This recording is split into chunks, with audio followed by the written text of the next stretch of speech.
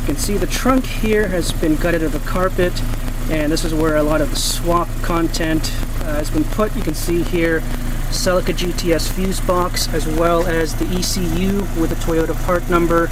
So this is an early 2ZZ ECU that allows for, I believe, an 8200 RPM red line and fuel cutoff a little bit above there. Somebody will correct me, I'm sure, in the comments.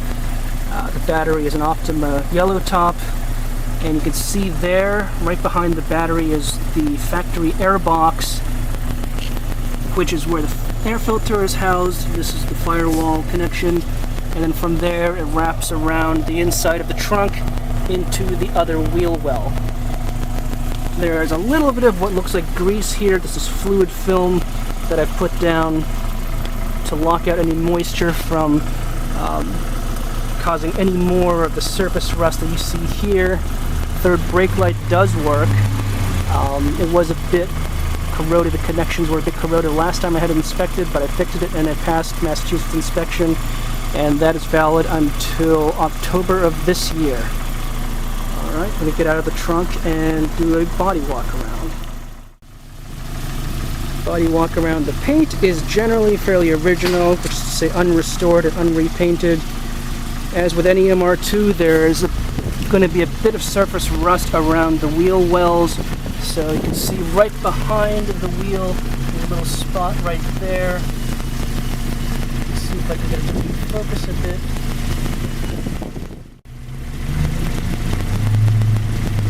You see, wheel arch is generally solid. It looks like there has been some repair done before. Little bits of rust poking through. Behind this piece of trim, there is a bit of rust, but it's not structural. I'll get pictures of that another time. The wheels are aftermarket, but the hubs are the exact same size as the MR2 hubs, so I presume this is some sort of common size. Well, it's the same hub bore as the Miata, so it makes sense, same bolt pattern. See, the previous owner, I don't know if you can tell, has painted the calipers red, so it's a nice little touch to see when you're changing out the wheels. Side skirts are factory, although this particular one seems to have come off a red car. You can see a little bit of red poking through the front here, and you can just see the door seams. Pretty good, although a little bit of rust here. As I said, I think the paint around here is pretty original, apart from some touch-ups on these arches as well. Factory stripes on the side, as well as the hood. Front bumper is a good deal rougher, but the plastic isn't damaged underneath, apart from a bit of gouging on the front.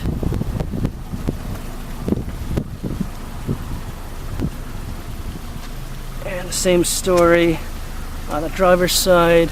Some paint work done on the arches, little patches of surface rust coming through. And you see on the door, same stripes. And on the driver's side, you'll notice there's no scoop. The Mark 1 MR2s were asymmetrical like that.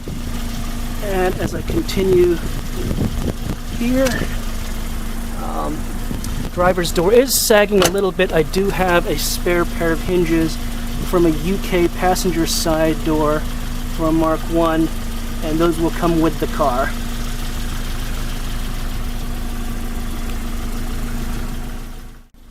Alright, to the interior, you see blue velour and vinyl interior, very 80s. Manual doors, manual windows. Rather rough blue interior, unrestored. I leave it to the next owner to decide whether they want to restore it or strip it out for racetrack use, your choice. Behind the rear seats, I've installed a couple of, you can see here, custom T-top belts, so that when you take the T-tops off, they won't just be flopping around in the back. One of them has a friction buckle, the other one has Velcro. I've taken off some of the trim here because I had to reinstall the rear window. That trim will also be provided, as well as a box that is used for storage. You see the brackets here have some surface rust, but otherwise they're fine, and those will also be included with the car. It's dome light. Rear speakers don't seem to work, but the front ones do. Alright, so the interior, you see here the gauges almost all work. You can see here on the left voltmeter and fuel, on the right oil pressure, and the only thing non-functional there is the temperature gauge, which is now hooked up because of the swap to an aftermarket JEGS unit. Here's the temperature gauge in focus for a change. You can see here the hole right there used to be a gas or an oil pressure gauge, but I replaced that with a factory Toyota oil pressure sender and wired that back up to the oil pressure gauge on the cluster.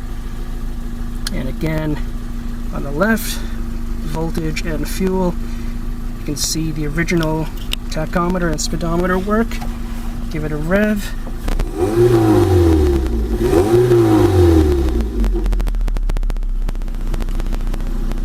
The parking brake light is on. The check engine light, however, is not hooked up.